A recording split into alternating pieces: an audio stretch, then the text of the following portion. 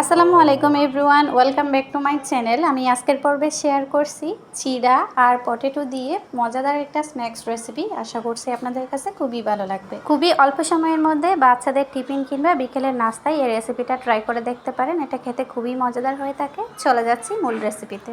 এর জন্য লাগবে চিড়া। এখানে আমি মেজারমেন্ট কাপের 1 কাপ পরিমাণে চিড়া ধুয়ে সাথে সাথে নিয়ে নিলাম। চিড়াগুলো ভিজিয়ে রাখার কোনো দরকার নেই। আর নিয়ে নিলাম 1 কাপ পরিমাণে ম্যাশ পটেটো, হাফ কাপ পেঁয়াজ কুচি, স্বাদ মতো কাঁচা জাল কুচি, সামান্য হলুদের গুঁড়া, হাফ টেবিল চামচ চাট মশলা, হাফ টেবিল চামচ গরম মশলার গুঁড়া, স্বাদ মতো লবণ, সেই সাথে দিয়ে দিচ্ছি হাফ টেবিল চামচ কর্নফ্লাওয়ার। এবার সব উপকরণ একসাথে ভালোভাবে মিশিয়ে একটা শক্ত ডোয়ে পরিণত করতে হবে।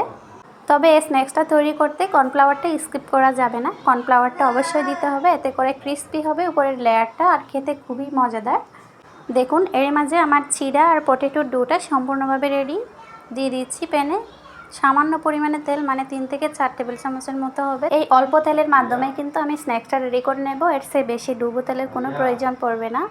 এবার প্যানটা সুন্দরভাবে গরম হয়ে আসা পর্যন্ত অপেক্ষা করতে হবে। যদি ভালোভাবে আপনারা প্যানটা গরম করে না নেন, তাহলে নাস্তাটা যখন উল্টাতে যাবেন উল্টাতে পারবেন না, সহজে ভেঙে যাবে।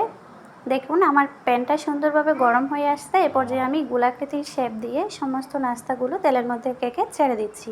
মাঝারি আছে নাস্তাগুলো বাছতে হবে, হাই হিটে করতে যাবেন না। এগুলো করতে খুবই কম টাইমের প্রয়োজন পড়ে। অল্প সময়ের মধ্যে ধৈর্য ধরে এই নাস্তাটা ভেজে নেবেন, তাহলে উপরের কালারটা খুবই সুন্দর আসবে। তেলে দেওয়ার সাথে সাথে নাড়াচাড়া করার কোনো প্রয়োজন নেই। অল্প কিছুক্ষণ ওয়েট করলে দেখবেন নিচ থেকে কালার আসতে শুরু করবে। ঠিক সেই পর্যায়ে এভাবে উল্টিয়ে দিতে হবে। উল্টিয়ে দেওয়ার পর অল্প কয়েক মিনিট ওয়েট করলে দেখবেন আপনার সবগুলো নাস্তা খাওয়ার মতো রেডি। দেখুন কত ইজিলি আমি পটেটো আর চিড়া দিয়ে এই বিকেলের খাওয়ার মতো একটা নাস্তা তৈরি করে নিলাম। বৃষ্টিময় এই ওয়েদারে টমেটো কেচাপ কিংবা টমেটো সস দিয়ে এই ক্রিস্পি নাস্তাটা খেতে খুবই মজাদার হয়ে থাকে। আশা করছি আপনাদের কাছে আমার আজকের রেসিপিটা খুবই ভালো লাগছে, এমনকি সহজ মনে হয়েছে। সবার সুস্বাস্থ্য কামনা করে পরবর্তী ভিডিও দেখার আমন্ত্রণ জানিয়ে আজকের মতো এখানে বিদায় নিচ্ছি।